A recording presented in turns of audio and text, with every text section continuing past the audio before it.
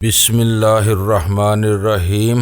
گمنام ہیرو کے معزز ناظرین السلام علیکم۔ آئیے چلتے ہیں کہانی کی طرف۔ میں اس کے دماغ سے نکل کر سائرہ بانو کے دماغ میں پہنچ گیا۔ اس وقت سائرہ بانو کہہ رہی تھی، بیٹی میں چاہتی تھی کہ تمہارا جیون ساتھی سپاہیوں جیسا دلیر اور جواں مرد ہو، قدم قدم پر تمہاری حفاظت کر سکے۔ ویسے تم کسی سے کم نہیں ہو۔ بلبہ کو دیکھ کر یقین ہو چلا ہے کہ وہ تمہیں دشمنوں کے سائے سے محفوظ رکھ سکے گا، لیکن پتہ نہیں کیوں اس میں وہ بات نہیں جو میں چاہتی ہوں۔ امی آپ صاف صاف کیوں نہیں کہتی کیا چاہتی ہیں؟ کچھ مجھے بھی تو معلوم ہو۔ کیا بتاؤں، وہ ہر اعتبار سے اچھا ہے لیکن مہذب نہیں ہے۔ تم اسے مہذب بنانے کی کوشش کر رہی ہو، اس میں ایک عرصہ لگے گا، پتہ نہیں تب تک میں زندہ رہوں گی یا نہیں۔ اللہ تعالیٰ آپ کو میرے سر پر سلامت رکھے۔ آپ ایسی باتیں کیوں کرتی ہیں؟ آپ صرف بلبہ پر تبصرہ کریں۔ پہلے تم بتاؤ، اپنے آپ کو اچھی طرح ٹٹول کر جواب دو۔ کیا تم پورے یقین کے ساتھ بلبہ سے متاثر ہو؟ وہ چند لمحوں تک سوچتی رہی، پھر اس نے جواب دیا، میں اب تک دو ہی شخصیتوں سے متاثر ہو سکی۔ پہلا فرہاد ہے، جس کی صلاحیتوں نے مجھے یہ تسلیم کرنے پر مجبور کر دیا کہ عورت خواہ کتنی ہی شہ زور کیوں نہ ہو، کسی نہ کسی مرحلے میں اسے مرد کے آگے جھکنا پڑتا ہے۔ کیا بلبہ نے بھی یہی ثابت کیا ہے؟ ثابت تو نہیں کیا، البتہ اس کی جنگجو طبیعت نے متاثر کیا ہے۔ میں نے اس مسئلے پر غور کیا تو یہی بات سمجھ میں آئی کہ ہر شخص فرہاد نہیں ہو سکتا۔ بلبہ سے زیادہ جنگجو طبیعت والا کوئی دوسرا جانے کب میری زندگی میں آئے، کیوں نہ میں اسے قبول کر لوں۔ بس یہ سوچ کر آپ سے مشورہ کرنے چلی آئی۔ تمہاری یہ بات درست ہے، ہر شخص فرہاد نہیں ہو سکتا، اسی طرح ہر عورت سونیا اور مرجانہ نہیں ہو سکتی۔ تم دونوں کو فرہاد جیسا ساتھی نہیں مل سکتا اور فرہاد کو تمہاری جیسی دلیر ساتھی نہیں مل سکتی۔ قدرت جس طرح یہ کھیل رہی ہے، اس کے پیش نظر میں آس لگائے بیٹھی ہوں۔ میں نے بارہا تمہیں فرہاد کے ساتھ دیکھا ہے، اس کے بعد مجھے کوئی تمہارے ساتھ نہیں جچتا۔ کچھ خیال نہ کرنا، میں اپنے دل کی بات کہہ رہی ہوں۔ مرجانہ نے نظریں جھکا لی۔ سائرہ بانو کی سوچ کے ذریعے پتہ چل رہا تھا کہ اس کا چہرہ تمتمانے لگا ہے۔ جانے وہ کیا سوچ رہی تھی، کاش میں اس کے دماغ میں پہنچ سکتا۔ یوں تو پہنچنا مشکل نہ تھا، لیکن جو بھی سوچ ہوتی وہ اسے چھپا لیتی اور رسونتی سمجھ کر پھر مجھے دھتکار دیتی۔ عجب تماشا تھا، میں چاہا بھی جاتا تھا اور بگایا بھی جاتا تھا۔ میں سونیا کے پاس آ گیا اور وہ اپنے بستر پر آ کر لیٹ گئی تھی۔ میں نے ترمیمی عمل سے پہلے پوچھا، کیا تمہارے پاس رسونتی موجود ہے؟ رسونتی کی آواز سنائی دی، موجود ہوں۔ میں نے سونیا سے کہا، ترمیمی عمل کے بعد جب تمہاری نیند پوری ہو جائے تو پہلی فرصت میں مرجانہ سے ملاقات کرنا۔ میں اس کے دماغ میں رسونتی بن کر جاتا ہوں تو وہ مجھے قبول نہیں کرتی۔ میں جو بھی مشورہ دوں گا وہ اس پر عمل نہیں کرے گی، تمہاری بات مان سکتی ہے۔ تم اس سے کیا چاہتے ہو؟ اسے ٹارٹر بلبہ کے ساتھ یونان پہنچانا چاہیے۔ اسے سمجھاؤ کہ رسونتی جو بھی مشورہ دے وہ اسے قبول کر لے۔ اب وہ ہماری دشمن نہیں ہے، میں اسے اچھی طرح سمجھا دوں گی۔ جب وہ مجھے رسونتی کی حیثیت سے دماغ میں آنے کی اجازت دے گی تو میں خیال خوانی کے ذریعے اسے اور بلبہ کو جیسکو کورو تک پہنچا دوں گا۔ اسے اچھی طرح سمجھا دینا کہ ایک گمنام شخص بہت ہی پر اسرار بن کر ہمارے معاملے میں ٹانگ اڑا رہا ہے۔ وہ خود کو بلیک شیڈو کہتا ہے۔ موجودہ مہم میں مرجانہ کی صرف جنگجویانہ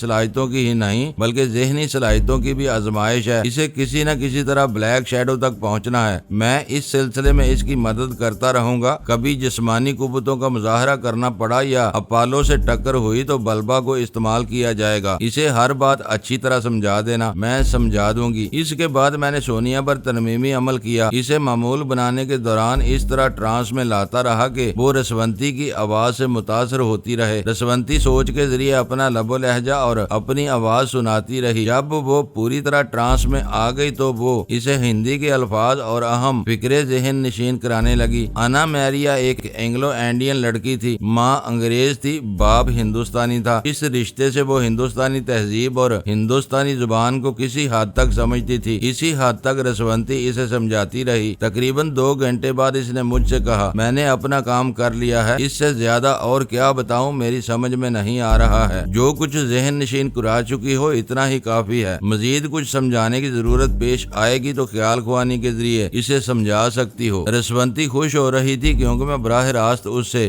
گفتگو کر رہا تھا۔ میں نے سونیا کے دماغ کو ہدایت دی کہ وہ صبح 5 بجے تک سوتی رہے، اس کے بعد بیدار ہو جائے۔ رات کافی ہو چکی تھی، میں بھی سونا چاہتا تھا۔ اس سے پہلے میں نے آلا بی بی اور سجاد کی خبر لی۔ وہ دونوں سو رہے تھے۔ میں دماغی طور پر اپنی جگہ حاضر ہو گیا، اپنی آنکھیں بند کر لیں، جسم کو ڈھیلا چھوڑ دیا، اپنے دماغ کو سونے اور جاگنے کے متعلق ہدایات دینا چاہتا تھا۔ اسی وقت رسونتی نے کہا تم تھک گئے ہو، مجھے اجازت دو، میں تمہارے ذہن کو تھپکتی ہوں، بڑے آرام سے سلا دوں گی اور تمہارے جاگنے کا وقت بھی مقرر کر دوں گی۔ تم جاؤ اور فوراً ہی سونے کی کوشش کرو، کل تمہیں ہزاروں میل کا سفر کرنا ہے، بہت محتاط اور حاضر دماغ رہنا ہے، میرے پیچھے نہ پڑو، پلیز چلی جاؤ، میں سو رہا ہوں۔ یہ کہہ کر میں نے سونے کی کوشش کی، اس دوران محسوس کر رہا تھا کہ وہ موجود ہے۔ میں نے کہا تم میرے پاس رہو گی تو دماغی طور پر بوجھ محسوس کروں گا اور سو نہ سکوں گا۔ اچھا جا رہی ہوں، خدا حافظ۔ وہ چلی گئی۔ میں نے اپنے بیدار ہونے کا وقت مقرر کیا اور گہری نیند میں ڈوبتا چلا گیا۔ سونیا دوسری صبح 6 بجے مرجانہ کے بنگلے پر پہنچ گئی۔ چوکیدار اسے انا میریا کے روپ میں پہچان نہیں سکتا تھا۔ اس نے گیٹ پر رکھے ہوئے فون کے ذریعے رابطہ قائم کیا۔ سائرہ بانو کی آواز سنائی دی۔ سونیا نے کہا میں انا میریا ہوں اور مرجانہ سے ملاقات کرنا چاہتی ہوں۔ مرجانہ بنگلے کی چھت پر یوگا کی مشقیں کر رہی تھی۔ اسے اطلاع ملی تو اس نے وہیں چھت پر رکھے ہوئے ریسیور کو اٹھا کر پوچھا تم کون ہو؟ میں کسی انا میریا کو نہیں جانتی۔ سونیا نے جاپانی زبان میں کہا میں سونیا ہوں اور نئے روپ میں آئی ہوں۔ کیا واقعی؟ ارے تم سونیا ہو تو وہاں کیا کر رہی ہو؟ اندر چلی آؤ، تمہارا چوکیدار مجھے اس روپ میں اندر نہیں آنے دے گا۔ یہ کہہ کر اس نے ریسیور چوکیدار کو دیا۔ مرجانہ نے اسے حکم دیا اور اس نے سونیا کو اندر جانے کی اجازت دے دی۔ سائرہ بانو اسے پہچان نہ سکی۔ اس نے مسکرا کر کہا میں سونیا ہوں۔ اس کے باوجود وہ بے یقینی سے اسے دیکھ رہی تھی۔ مرجانہ کی آواز سنائی دی میں کیسے یقین کروں کہ تم سونیا ہو؟ وہ چھت سے اتر کر کمرے میں آ رہی تھی۔ سونیا نے کہا یقین کرنے کے لیے یہ کافی نہیں ہے کہ میں نے جاپانی زبان میں تم سے گفتگو کی ہے۔ کوئی انا میریا بھی جاپانی زبان بول سکتی ہے اور سونیا کے لہجے کی نقل بھی کر سکتی ہے۔ جس طرح یقین کرنا چاہتی ہو کر لو، میں تمہارے سامنے ہوں۔ سونیا کی سب سے بڑی پہچان یہ ہے کہ وہ میرے حملوں کے جواب میں حملے نہیں کرتی ہے، بڑی چلاکیوں اور مکاریوں سے اپنا بچاؤ کرتی ہے۔ کیا تم ایسا کر سکتی ہو؟ وہ مسکرا کر بولی اگر میں سونیا ہوں تو ایسا کر سکوں گی۔ میں آخری بار تمہیں سمجھاتی ہوں، تم انا میریا یا کوئی اور ہو تو میرا ایک ہاتھ برداشت نہیں کر سکو گی۔ وہاں دیکھو پھلوں کے پاس چاقو رکھا ہوا ہے، اپنے بچاؤ کے لیے وہ ہتھیار استعمال کر سکتی ہو۔ سونیا نے چاقو کی طرف دیکھا، پھر آگے بڑھ کر پھلوں میں سے ایک کیلے کا انتخاب کیا، اسے چھیل کر کھاتے ہوئے بولی میں ہتھیار استعمال نہیں کرتی، شروع ہو جاؤ۔ مرجانہ تیار ہو گئی۔ دنیا کا کوئی فائٹر ہو حملہ کرنے سے پہلے پینترا بدلتا ہے۔ مد مقابل تجربہ کار ہو تو وہ پینترا بدلنے والے کے تیور کو سمجھتا ہے، وہ کس انداز میں حملہ کرے گا اور اس کے قدم کہاں پڑیں گے۔ ٹھیک اس کے قدم جہاں پڑنے والے تھے وہاں سونیا نے کیلے کا چھلکا پھینک دیا۔ دوسرے ہی لمحے مرجانہ پھسل کر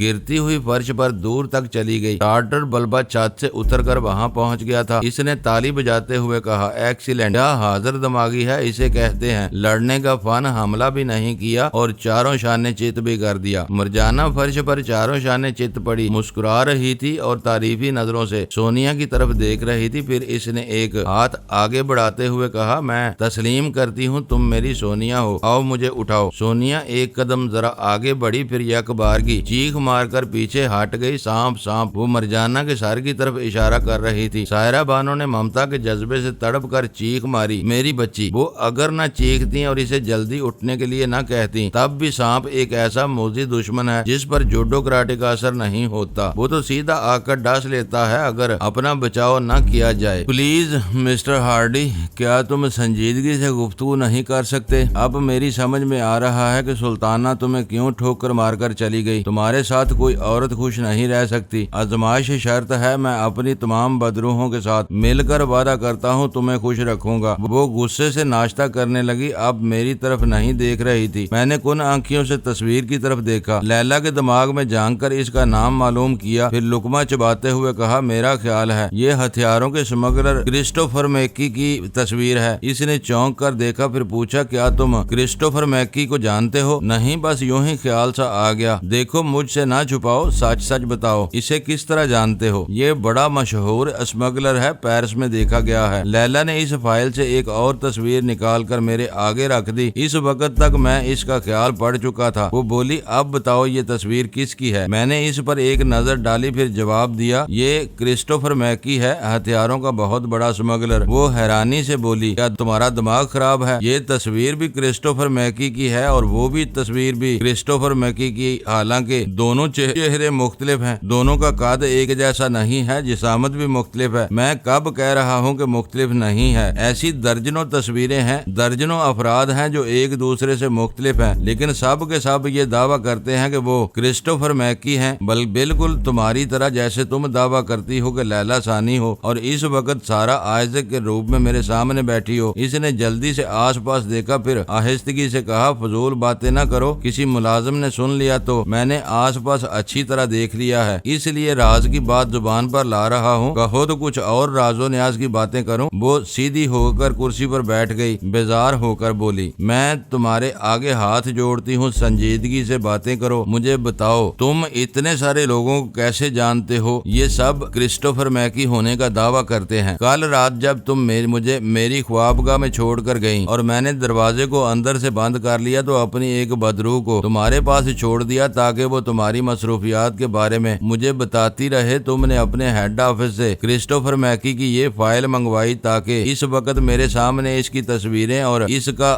ریکارڈ رکھ دو۔ جب یہ فائل رات کو تمہارے پاس آئی تو تم نے اس کا مطالعہ کیا، یہ تصویریں دیکھی۔ میری بدرو نے تمہارے اس مطالعے اور تمام تصویروں کے متعلق مجھے پہلے ہی بتا دیا۔ اب یہی باتیں میں تمہیں بتا رہا ہوں۔ کیا تمہاری بدرو ہیں یہ نہیں بتا سکتی کہ ان میں سے اصلی کون ہے؟ میں عمل کروں گا، نتیجہ تمہارے سامنے آ جائے گا۔ کب تک عمل کرو گے؟ ایک کپ چائے پینے کے بعد۔ اس نے ایک پیالی میں چائے انڈیلی اور اسے میری طرف بڑھا دیا۔ میں ہولے ہولے چائے کی چسکی لینے لگا۔ اس نے کہا، جوزف ان دنوں مجاہدین کو ہتھیار سپلائی کر رہا ہے، اگر میں اسے قانون کے حوالے کروں گی تو ہتھیاروں کی سپلائی رک جائے گی، خواہ مہنگے داموں ہی وہ ہتھیار کیوں نہ مل رہے ہوں، مل تو رہے ہیں۔ میرا خیال ہے کہ اب جوزف کو نہیں چھیڑنا چاہیے۔ میں نے حیرانی سے پوچھا، کیا تم چھیڑتی بھی ہو؟ وہ بے بسی سے ایک گہری سانس لے کر بولی، تم خاموشی سے چائے پیتے رہو، اچھے لگ رہے ہو۔ میں چائے پینے لگا، وہ اٹھ کر جانے لگی۔ میں نے کہا، بیٹھ جاؤ، سیکرٹ سروس میں تم لوگوں کو تعلیم دی جاتی ہے کہ دشمن تمہارے مزاج کے خلاف ہو تو اسے کس طرح برداشت کرنا چاہیے، کس طرح ہنستے بولتے ہوئے اس سے نمٹنے کی کوشش کرنا چاہیے، جبکہ دشمن نہیں ہوں، تمہارے کام آنے والا ایک مہرہ ہوں۔ میں اتنی دیر سے تمہیں آزما رہا ہوں، تم اپنے آپ پر قابو پانے کی کوشش کیوں نہیں کرتی؟ وہ جاگ کی طرح بیٹھ گئی، مجھے گہری سنجیدگی سے دیکھنے لگی۔ اس وقت سوچ رہی تھی، واقعی مجھے کیا ہو گیا ہے؟ میں ایزل ہارڈی کو کیوں برداشت نہیں کر رہی ہوں، جبکہ مجھے خوش مزاجی سے اس کی ہر بات کو برداشت کرتے ہوئے اپنا کام نکالنا چاہیے۔ میں نے چائے ختم کی، میز پر پڑی ہوئی تمام تصویروں کو اٹھایا، پھر لیلا کو سوچتا ہوا چھوڑ کر خوابگاہ میں آ گیا۔ دروازے کو بند کرنے کے بعد میں نے سب سے پہلے ایک تصویر کو اٹھا کر دیکھا، اس کی آنکھوں میں آنکھیں ڈالی، پھر رفتہ رفتہ اس کے دماغ میں پہنچ گیا۔ کچھ دیر معلومات حاصل کرنے کے بعد میں نے وہ تصویر رکھ دی، پھر دوسرے شخص کی تصویر اٹھائی جس کا دعویٰ تھا کہ وہ بھی کرسٹوفر میکی ہے۔ میں نے اس کے دماغ میں پہنچ کر کچھ معلومات حاصل کی۔ اس طرح میں یکے بعد دیگرے 10 کرسٹوفر میکی کے دماغوں میں پہنچ گیا۔ سب کے دماغ نے یہی بتایا کہ وہ اصلی نہیں ہے، کسی نادیدہ کرسٹوفر میکی کے ماتحت ہیں۔ انہیں حکم دیا گیا ہے کہ وہ جس ملک میں رہ کر کام کریں وہاں خود کو کرسٹوفر میکی کے نام سے متعارف کرایا کریں اور اسی نام سے اپنے شناختی کارڈ، پاسپورٹ اور دیگر ضروری کاغذات بنا کر رکھیں۔ اپنا پیدائشی نام ہمیشہ کے لیے بھول جائیں۔ ان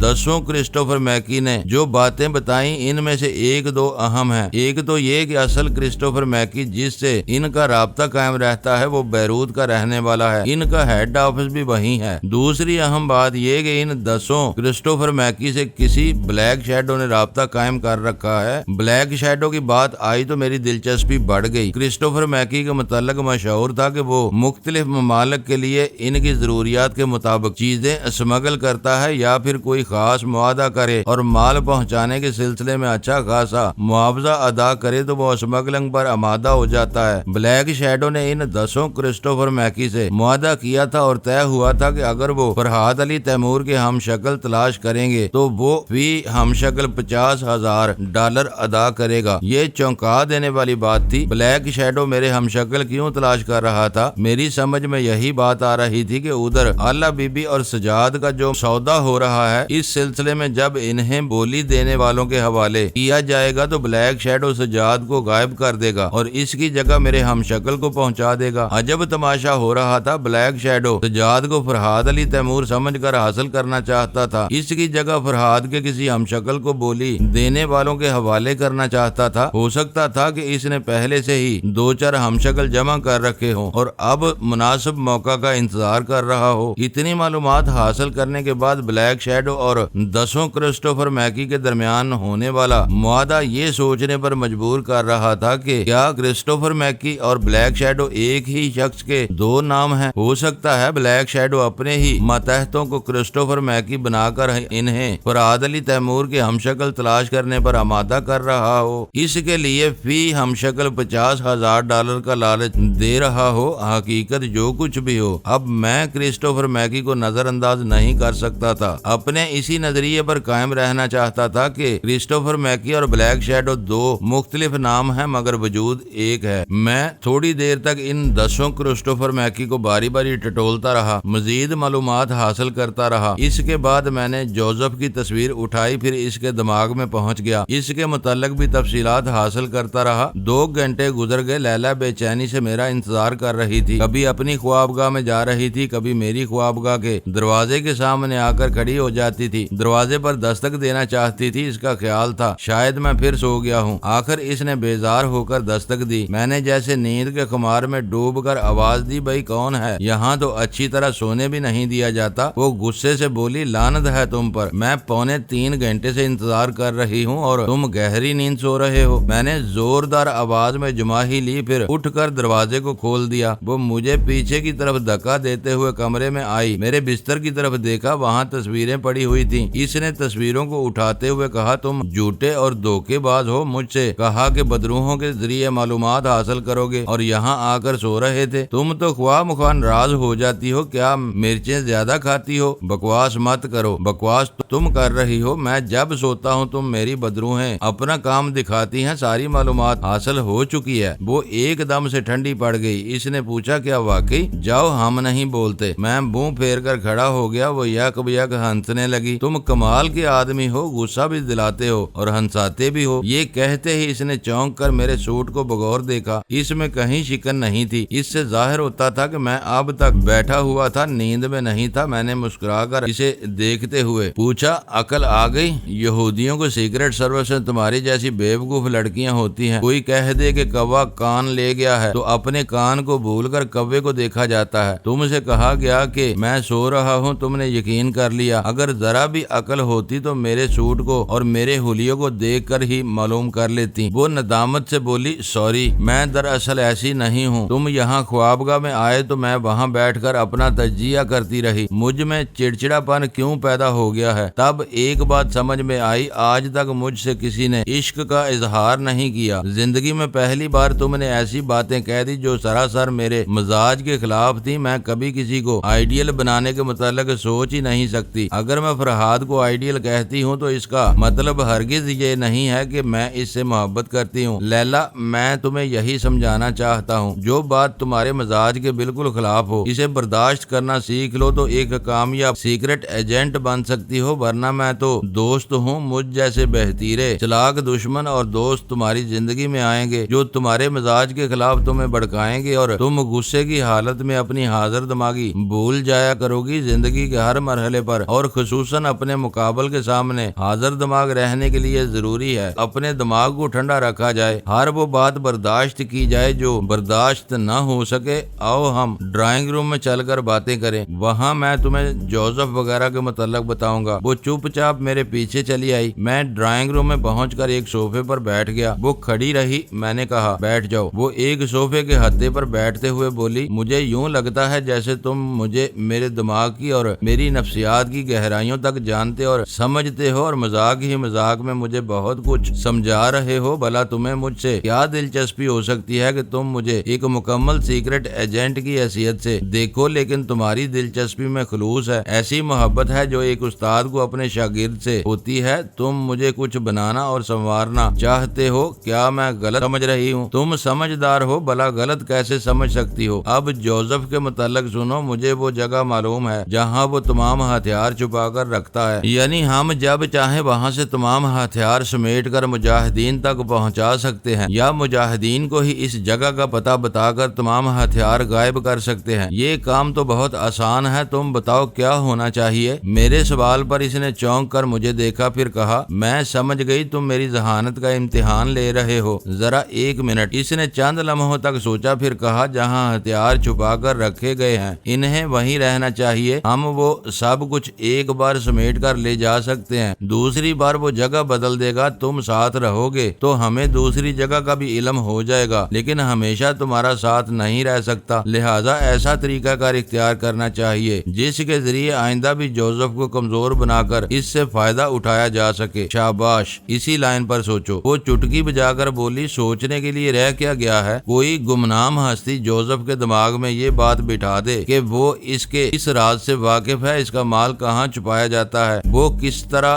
مال لاتا ہے اور سپلائی کرتا ہے، یہ سارے طریقے اس گمنام ہستی کو معلوم ہے، لہٰذا وہ اپنی آمدنی کا نصف حصہ اسے دے دیا کرے گا، انکار کی صورت میں دستاویزی اور تصویری ثبوت حکومت کے سامنے پیش کر دیے جائیں گے، اور غدار کی موت کتنی عبرتناک ہوتی ہے وہ یہودی خوب سمجھتا ہے۔ میں نے لیلا کی تائید کی اور اسے جوزف کے متعلق تفصیل سے بتایا کہ کس طرح مال لبنان کی سرحدوں سے آتا ہے اور جوزف انہیں کہاں چھپا کر رکھتا ہے، پھر کس طرح وہ ہتھیار وہاں سے نکال کر فروخت کرتا ہے اور ان کی 4 گنا قیمت وصول کرتا ہے۔ لیلا نے تمام باتیں اچھی طرح سننے کے بعد ریسیور کو اٹھایا اور نمبر ڈائل کیے۔ تھوڑی دیر بعد جوزف سے رابطہ قائم ہو گیا۔ اس نے کہا، ہیلو جوزف، کیا تم مجھے آواز سے پہچان سکتے ہو؟ سوری مس یا مادام، پہیلی نہ بجوائیں، اپنا نام اور کام بتائیں، میں بہت مصروف آدمی ہوں۔ لیلا ثانی کا نام سن کر تمہاری ساری مصروفیات ختم ہو جائیں گی۔ دوسری طرف ذرا چپ لگ گئی۔ میں جوزف کے دماغ میں بیٹھا دیکھ رہا تھا، اس کے دیدے پھیل گئے تھے اور وہ گمسم ہو کر سوچ رہا تھا یہ بلا اس کے پیچھے کیسے پڑ گئی۔ پھر اس نے ذرا ڈھیٹ بن کر پوچھا، کون لیلا ثانی؟ تم کون ہو؟ کیا کہہ رہی ہو؟ میری کچھ سمجھ میں نہیں آ رہا۔ سیدھی طرح کام کی بات کرو ورنہ میں ریسیور رکھتا ہوں۔ جس ہاتھ سے ریسیور رکھو گے اس ہاتھ میں قانون کی ہاتھ کڑی پڑ جائے گی۔ میں تمہارے وہ سارے خفیہ اڈے جانتی ہوں جہاں تم ہتھیار چھپا کر رکھتے ہو، میں وہ راستے بھی جانتی ہوں جہاں سے وہ ہتھیار آتے ہیں اور مجاہدین تک پہنچائے جاتے ہیں۔ لیلا ان جگہوں کے نام بتانے لگی جہاں ہتھیار چھپا کر رکھے گئے تھے اور اسمگلنگ کا طریقہ کار بھی بتانے لگی۔ جوزف سن رہا تھا، اس کے ہاتھوں میں ریسیور کانپ رہا تھا۔ پھر اس نے کہا، میں نے تمہارا نام سنا ہے، تم میرے پیچھے کیوں پڑ گئی ہو؟ جو مجاہدین کا خون چوستے ہیں میں ان کا لہو نچوڑنے کے لیے پہنچ جاتی ہوں۔ تم کیا چاہتی ہو؟ میں دشمنوں کی کمزوریاں معلوم کرنے کے لیے بڑے پاپڑ بیلتی ہوں، جب معلوم کر لیتی ہوں تو اچھی خاصی قیمت وصول کرتی ہوں۔ میں کوئی سرمایہ دار نہیں ہوں، محنت سے کماتا ہوں۔ بکواس مت کرو، مجھے معلوم ہے اس وقت تمہارے ملکی بینک اکاؤنٹ میں $22,000 جمع ہے، بیروت کے ایک بینک میں تمہارے $1,25,000 ہیں، اور یہاں تم نے کالے دان کے طور پر تقریباً $70,000 چھپا رکھے ہیں۔ جو کالا دان تم نے سرکار سے چھپا رکھا ہے وہ مجھے دے دو، باقی تمہارا۔ وہ جیسے چیخ پڑا، نہیں نہیں، $70,000 بہت ہوتے ہیں، میں مر جاؤں گا، میں اتنی رقم نہیں دے سکتا۔ نہیں دو گے تو تمہاری ساری رقم جو بینکوں میں ہے وہ ڈوب جائے گی۔ تم سلاخوں کے پیچھے نظر آؤ گے، وہاں غداروں کو کیسی کیسی اذیتیں دی جاتی ہیں تم ان کا تصور بھی نہیں کر سکتے۔ اتنا سمجھ لو کہ تمہیں مرنے نہیں دیا جائے گا، زندہ رکھا جائے گا۔ جب تم ہوش میں آؤ گے پھر اذیتیں دی جائیں گی، تم نیم مردہ ہو جاؤ گے، پھر تمہیں ہوش میں لایا جائے گا، دوائیں دی جائیں گی، تمہارا علاج کرایا جائے گا اور پھر تمہیں اذیتیں دی جائیں گی۔ سوچو کہ وہ کیسی زندگی ہوگی۔ تم موت کی تمنا کرتے رہو گے مگر موت نہیں ملے گی، اور تمہاری جمع کی ہوئی ساری دولت حکومت کی تحویل میں چلی جائے گی۔ بیروت میں جو کثیر رقم جمع کر رکھی ہے وہ بھی تمہارے کسی کام نہیں آئے گی۔ سوچ لو، اچھی طرح سوچ لو۔ میری سمجھ میں نہیں آتا کہ تمہیں میرے ملکی اور غیر ملکی بینک اکاؤنٹ کا حساب کیسے معلوم ہو گیا۔ میری خفیہ دولت کے متعلق میری گھر والی بھی نہیں جانتی، تم کیسے جان گئی؟ میں فضول باتوں میں وقت ضائع نہیں کرتی۔ ٹھیک 15 منٹ کے بعد تمہارا جواب سنوں گی، میرے فون کا انتظار کرتے رہنا۔ اگر تم نے $70,000 ادا نہ کیے تو آج شام تک تمہارا جو حشر ہوگا اسے دیکھ کر دوسرے غدار کان پکڑیں گے، توبہ کریں گے اور ملک چھوڑ کر بھاگ جائیں گے۔ لیلا نے ریسیور رکھا اور میری طرف دیکھ کر مسکرانے لگی۔ میں جوزف کا رد عمل معلوم کرنا چاہتا تھا لیکن اس کے سامنے خیال خوانی نہیں کر سکتا تھا۔ میں نے جواباً مسکراتے ہوئے کہا، تم نے پہلی ہی بار بہت بڑی رقم کا مطالبہ کیا ہے، بہرحال اسے ادا کرنا ہی ہوگا، اس کے سامنے کوئی راہ فرار نہیں ہے۔ 15 منٹ کے بعد اس نے ریسیور اٹھا کر جوزف کے نمبر ڈائل کیے۔ میں اس کے دماغ میں پہنچ گیا۔ وہ بے چینی سے ٹیلی فون کی طرف دیکھ رہا تھا، کبھی اٹھ رہا تھا، کبھی بیٹھ رہا تھا، کبھی ٹہل رہا تھا۔ اس کے کے دماغ میں ایک ہلچل سی مچی ہوئی تھی۔ $70,000 یکمشت اس کے ہاتھ سے نکلنے والے تھے۔ اس کا دم نکلا جا رہا تھا، یوں لگتا تھا جیسے اب تب میں گر پڑے گا اور ہمیشہ کے لیے ٹھنڈا ہو جائے گا، لیکن وہ اپنے آپ کو سمجھا رہا تھا نہیں میں زندہ رہوں گا، میں لیلا ثانی کو سمجھ لوں گا، لیکن ابھی تو اس کا مطالبہ پورا کرنا ہوگا ورنہ شام تک وہ مجھے آہنی سلاخوں کے پیچھے پہنچا دے گی۔ ایسا سوچنے کے دوران ہی فون کی گھنٹی بجنا شروع ہوئی۔ وہ ایک دم سے اچھل پڑا جیسے کسی نے موت کا الارم سنا دیا ہو۔ وہ ذرا دیر فون کو وحشت زدہ نظروں سے دیکھتا رہا، پھر اس نے آگے بڑھ کر ریسیور اٹھایا، کانپتے ہوئے لہجے میں پوچھا کون؟ تمہاری موت۔ دیکھو تم مجھ پر زیادتی کر رہی ہو، $70,000 بہت ہوتے ہیں، پھر یہ کہ تم میرا کیا بگاڑ لوگی؟ کیا ثبوت ہے تمہارے پاس؟ تم انتظار کرو، ابھی یہاں کے انٹیلیجنس والے تمہارے خفیہ اڈوں پر پہنچ رہے ہیں۔ اس سے پہلے کہ تم دکان سے نکل کر اپنے گھر جاؤ اور اپنی تجوری سے وہ خفیہ کاغذات کہیں دوسری جگہ لے جا کر چھپاؤ جن کے ذریعے تمہارے بیروت کا بینک اکاؤنٹ ظاہر ہوتا ہے۔ اور وہ آگے نہ بول سکی۔ جوزف نے گڑ گڑا کر کہا بس کرو، میں سمجھ گیا، تم چڑیل ہو، تم میری تجوری کے اندر تک پہنچ جاتی ہو، تم میرے دماغ کے اندر پہنچ کر میرا وہ راز معلوم کر لیتی ہو جو میں نے سگی اولاد کو بھی نہیں بتایا، اپنی شریک حیات کو بھی نہیں بتایا۔ میرا بس چلے تو میں اپنا راز اپنے آپ سے بھی چھپاؤں، لیکن تم کون ہو؟ کیسے یہ تمام راز معلوم کر لیتی ہو؟ یہ غیر ضروری سوالات ہیں، میرا مطالبہ میں پورا کروں گا، بولو وہ رقم کیسے ادا کروں، کہاں ادا کروں؟ حبیبہ الخیری کو سب جانتے ہیں، تم بھی جانتے ہو، تم امریکی ڈالر کی صورت میں رقم اس کے حوالے کرو گے، وہ رقم گننے کے لیے وہاں نہیں بیٹھے گی، اپنے ساتھ لے جائے گی۔ اگر اس میں کمی ہوئی یا جعلی نوٹ ہوئے تو تم اپنا انجام نہ بھولنا۔ اب بتاؤ حبیبہ الخیری کو تمہارے پاس کس وقت پہنچنا چاہیے؟ اس نے ایک ذرا تامل کے بعد کہا 1 گھنٹے بعد۔ لیلا نے ریسیور رکھ دیا، میری طرف سوالیہ نظروں سے دیکھا، پھر ٹھٹک گئی کیونکہ میں صوفے پر پلیتھی مار کر بیٹھ گیا تھا، میرے دیدے پھیل گئے تھے اور میں خلا میں تک رہا تھا۔ اس کی سوچ نے کہا شاید مسٹر ہارڈی کالا عمل کر رہے ہیں، جوزف کے متعلق مزید معلومات حاصل کر رہے ہیں، مجھے مداخلت نہیں کرنا چاہیے، میں یہی چاہتا تھا۔ اس وقت جوزف کے دماغ میں پہنچا ہوا تھا، وہ دکان اپنے ملازم کے حوالے کر کے کار میں تیزی سے گھر کی طرف جا رہا تھا۔ میں اس کے ساتھ لگا رہا۔ گھر پہنچ کر اس نے بیڈ روم کا دروازہ بند کیا، پھر اپنی تجوری کھولی، اس میں سے وہ کاغذات نکالے جن کے ذریعے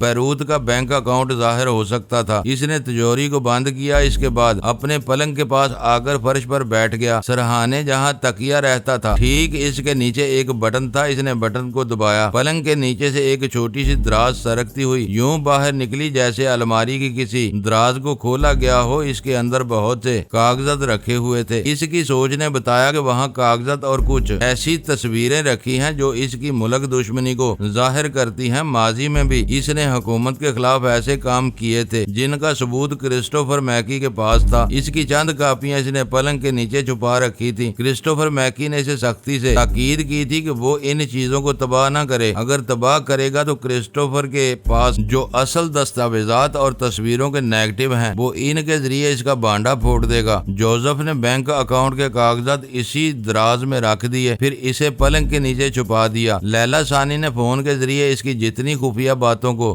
ظاہر کیا تھا ان میں اس بات کا ذکر نہیں تھا کہ اس نے پلنگ کے نیچے بھی کچھ دستاویزات اور کچھ تصویریں چھپا رکھی ہیں۔ ایسا اکثر ہوتا ہے، معلومات حاصل کرنے کے دوران کچھ باتیں رہ جاتی ہیں، جو بات رہ گئی تھی وہ اب معلوم ہو چکی تھی۔ وہ سوچ رہا تھا کہ حبیبہ الخیری آئے گی تو اسے $50,000 دے کر ٹرکائے گا اور لیلا ثانی کے نام پیغام بھیجے گا کہ یہ 5,000 محض دوستی اور سمجھوتے کے طور پر دیے جا رہے ہیں، ورنہ وہ اس کا کچھ نہیں بگاڑ سکتی۔ زیادہ سے زیادہ ان اڈوں پر چھاپا مار سکتی ہے جہاں وہ ہتھیار چھپا کر رکھے گئے ہیں، لیکن ایسا کوئی ثبوت نہیں ہے کہ وہ ہتھیار جوزف کی تحویل میں رہتے ہیں۔ کسی غدار کے ہو سکتے ہیں اور جوزف غدار نہیں ہے۔ میں نے یہ تمام باتیں لیلا کو بتائیں۔ اس نے ریسیور اٹھا کر اس کے گھر کے نمبر ڈائل کیے۔ میں جوزف کے دماغ میں پہنچ گیا۔ فون کی گھنٹی بج رہی تھی، اس کی بیوی نے ریسیور اٹھایا، پھر آواز دی جوزف تمہارے لیے فون ہے۔ وہ اپنے کمرے سے باہر آیا، پھر فون کے پاس پہنچ کر اس نے ریسیور کو ہاتھ میں لیا، کان سے لگا کر آواز سنی تو جیسے ستا طاری ہو گیا۔ وہ سوچ بھی نہیں سکتا تھا کہ لیلا ثانی اسے وہاں فون کرے گی۔ اس نے ناگواری سے کہا میں کاروباری باتیں اپنے گھر پر نہیں کرتا، پھر ہمارے درمیان معاملہ طے ہو چکے ہیں، جب کہ حبیبہ آئے گی تو میں اسے $5,000 1000 دے دوں گا۔ یہودی بنیے، میں تجھے اچھی طرح جانتی ہوں، اب سچ مچ تیری شامت آ گئی ہے، تم میرا کچھ نہیں بگاڑ سکتی، صرف میرے 2 اڈوں پر چھاپے مار کر ہتھیار حاصل کر سکتی ہو۔ میرا تھوڑا نقصان ہوگا لیکن میں $70,000 کے نقصان سے بچ جاؤں گا۔ وہ ہتھیار جو تمہیں حاصل ہوں گے ان کا مجھ سے کوئی تعلق نہیں ہے، میرے خلاف کوئی ثبوت نہیں ہے۔ مکار یہودی، تو سمجھتا ہے کہ تجوری سے ایک بینک اکاؤنٹ کے کاغذات نکال کر پلنگ کے نیچے خفیہ خانے میں رکھ دے گا تو لیلا وہاں تک نہیں پہنچ سکے گی؟ میں ان تمام تصاویر و دستاویزات تک پہنچ گئی ہوں جو تیری بنیادی کمزوری ہیں اور جن کے ذریعے کرسٹوفر میکی تجھے بلیک میل کرتا ہے۔ یک لخت جوزف کے ہاتھ سے ریسیور چھوٹ گیا، اس کا منہ حیرانی سے کھل گیا، آنکھیں پھٹی رہ گئیں۔ وہ سوچ بھی نہیں سکتا تھا کہ اتنی جلدی لیلا اس خفیہ مقام اور اس میں محفوظ رازوں سے واقف ہو جائے گی۔ ابھی اسے کاغذات خفیہ دراز میں منتقل کیے دیر ہی کتنی ہوئی تھی، یہ کیسے ہوا؟ یہ بات اس کی سمجھ میں نہیں آ رہی تھی اور نہ ہی آ سکتی تھی۔ ریسیور اس کے ہاتھ سے چھوٹنے کے بعد میز پر سے نیچے جھول رہا تھا اور لیلا کی آواز سنائی دے رہی تھی، ہیلو جوزف، ہیلو۔ اس نے کانپتے ہوئے ہاتھ سے ریسیور کو تھام لیا، اسے کان سے لگا کر بولا، تم کوئی زندہ ہستی نہیں ہو، میں یقین سے کہتا ہوں کہ تم کوئی بدروح ہو، یہی سمجھ لو۔ اب بتاؤ کیا کہتے ہو؟ میں زندوں سے مقابلہ کر سکتا ہوں، کسی بدروح سے نہیں کر سکتا۔ حبیبہ کو بھیج دو، میں دکان پر جا رہا ہوں، وہاں اسے رقم دے دوں گا۔ لیلا نے رابطہ ختم کرنے کے بعد دوسرے نمبر ڈائل کیے۔ اس نمبر کے ذریعے وہ مجاہدین سے رابطہ قائم کرتی تھی، فون کے ذریعے اسرائیلی انٹیلیجنس والے خفیہ گفتگو سن سکتے تھے، لہذا اس نے کوڈ ورڈز کے ذریعے پیغام ارسال کیا کہ حبیبہ کو جوزف کی دکان پر بھیجا جائے، وہاں سے مجاہدین کو بہت کچھ حاصل ہوگا۔ انہیں پیغام دینے کے بعد لیلا نے مجھ سے کہا، جوزف کا معاملہ طے ہو گیا، اب وہ ہماری مٹھی سے نہیں نکل سکے گا۔ اس کے بعد 2 اہم باتیں رہ گئی ہیں، ایک تو یہ کہ ہم کس طرح اصلی کرسٹوفر میکی تک پہنچ سکتے ہیں، دوسرے میں یہودی حکام کو کس طرح مطمئن کر سکتی ہوں کہ ان کے مفاد کے لیے کام کر رہی ہوں، مجاہدین کا دستہ محاسبہ کر رہی ہوں اور اس سمگلر تک پہنچ رہی ہوں جو ہتھیار سپلائی کر رہا ہے۔ 10 کرسٹوفر میکی کی تصویریں دیکھنے اور ان کے متعلق معلومات حاصل کرنے کے بعد میں اس نتیجے پر پہنچا ہوں کہ اصل کرسٹوفر میکی کوئی بھی ہے، وہ بیروت میں رہتا ہے، لہٰذا ہمیں بیروت جانا چاہیے۔ رہ گئی یہ بات کہ تم اپنے یہودی حکام کو کس طرح مطمئن کرو گی۔ اس کا آسان طریقہ یہ ہے کہ جو ہمارے دشمن ہیں انہیں ایسے الزامات میں ملوث کرو کہ وہ حکومت کے غدار ثابت ہوں۔ جوزف تمہارا مطالبہ ادا کر رہا ہے، لہذا اس کی حفاظت کی جائے۔ اس طرح ابتدائی طور پر میں سیکرٹ ایجنٹ کی حیثیت سے تم پر اپنی کارکردگی کا مظاہرہ کر سکو گی۔ جوزف کا کوئی ماتحت ہی نہیں، کچھ اور لوگوں کو بھی ہم گرفتار کرائیں گے۔ آج رات تک تمہارے تمام اعلیٰ افسران تمہاری حاضر دماغی اور تیز رفتاری کو تسلیم کر لیں گے کہ تم دیکھتے ہی دیکھتے دشمنوں کی شہ رگ تک پہنچ جاتی ہو۔ جب وہ تسلیم کر لیں گے تو تمہیں بیروت جانے کی بھی اجازت دے دیں گے۔ وہ خوش ہو کر بولی، میری بڑی تمنا ہے کہ میں اس ملک سے باہر نکلوں، بیرونی ملکوں میں جا کر تجربات بھی حاصل کروں اور اپنا کوئی کارنامہ بھی انجام دوں۔ انشاءاللہ ہم کل تک بیروت جائیں گے، تمہاری خواہش پوری ہوگی۔ اب میں ذرا آرام کرنے جا رہا ہوں، کچھ ضروری معلومات حاصل کروں گا، پھر تم سے لنچ کے وقت ملاقات کروں گا۔ میں اپنی خوابگاہ میں آ گیا۔ سب سے پہلے میں نے کاحال تنظیم کے سربراہ ریمونڈیل کے دماغ میں جھانک کر دیکھا، پتہ چلا جے پارکر نے میرا مطالبہ کیا ہے۔ ریمونڈیل نے متعلقہ افسران سے میرے سلسلے میں معلومات حاصل کی تھی، پھر حکم دیا تھا کہ ایزل ہارڈی کو فوراً اپنے وطن جانے کی اجازت دی جائے۔ میں نے سیکرٹ سروس کے چیف کے پاس پہنچ کر دیکھا، وہ پریشان تھا، یہ بتا نہیں سکتا تھا کہ ایزل ہارڈی ان کے لیے کتنا مفید ہے، اسے روکنا ضروری ہے، لیکن وہ روک نہیں سکتا تھا۔ میں نے خیال خوانی ذرا دیر کے لیے ختم کی، پھر اپنے کمرے سے نکل کر لیلا کے پاس پہنچا، اسے بتایا کہ میرے متعلق یہاں کس قسم کے فیصلے ہو رہے ہیں۔ وہ پریشان ہو کر بولی، کیا ایسے وقت تم ساتھ چھوڑ کر چلے جاؤ گے؟ ہمارے اعلیٰ حکام نے اجازت دے دی ہے، میرے یہاں رہنے کا کوئی جواز نہیں ہے، ویسے میں تمہارے کام آؤں گا۔ یہاں سے دور جانے کے باوجود میری بدروحیں تم سے دور نہیں رہیں گی، میں جب چاہوں گا تمہیں ان کے ذریعے معلومات فراہم کرتا رہوں گا اور تمہاری رہنمائی بھی کرتا رہوں گا۔ پھر میں نے اسے بتایا کہ وہ کس طرح چیف سے ابھی فون کے ذریعے رابطہ قائم کر کے گفتگو کر سکتی ہے اور خود اپنے لیے بیروت جانے کی راہ ہموار کر سکتی ہے۔ میری ہدایت کے مطابق اس نے ریسیور اٹھا کر چیف کے نمبر ڈائل کیے، پھر رابطہ قائم ہوتے ہی اس نے کہا، سر ابھی ہارڈی نے بتایا ہے کہ اس کی بدروہیں آپ کے پاس تھیں اور انہوں نے وہ تمام معلومات حاصل کی ہیں جو ہیزل ہارڈی کو یہاں سے جانے کی اجازت دینے کے سلسلے میں ہے۔ مس سارا، کیا تم کسی طرح اسے جانے سے نہیں روک سکتی؟ روکنے کی ضرورت ہی کیا ہے؟ اس نے بتایا ہے کہ وہ دور رہتے ہوئے ان کی جانوں سے نہیں کھیلنا چاہیے، صرف اپنا مقصد حاصل کرنا چاہیے۔ اگر یہاں خون خرابہ چاہتے ہو تو مجھے جانے دو۔ ان میں سے ایک نے اپنی ایک انگلی انکار کے انداز میں ہلاتے ہوئے کہا، نہیں نہیں، جب تم ہمارا ساتھ چھوڑ کر جا رہے ہو تو باہر جا کر ہمارے خلاف کچھ کر سکتے ہو، کچھ نہ بھی کرو تو تمہیں یہاں سے جاتا دیکھ کر باہر والے ہم پر چڑھ دوڑیں گے، لہذا تم یہیں رہو گے۔ معزز ناظرین، لائک کریں، شیئر کریں اور کمنٹس باکس میں پاک آرمی زندہ باد، پاکستان پائندہ باد کا نعرہ ضرور درج کر کے اپنے ملک پر فخر کریں اور پاکستان کی بنیادیں مضبوط کرنے میں اپنا کردار ادا کریں۔ ویڈیو دیکھنے کا شکریہ۔ معزز ناظرین، اپنا خیال رکھیے گا اور ہمارے چینل کا بھی۔ ISI پاک آرمی زندہ باد، پاکستان پائندہ باد۔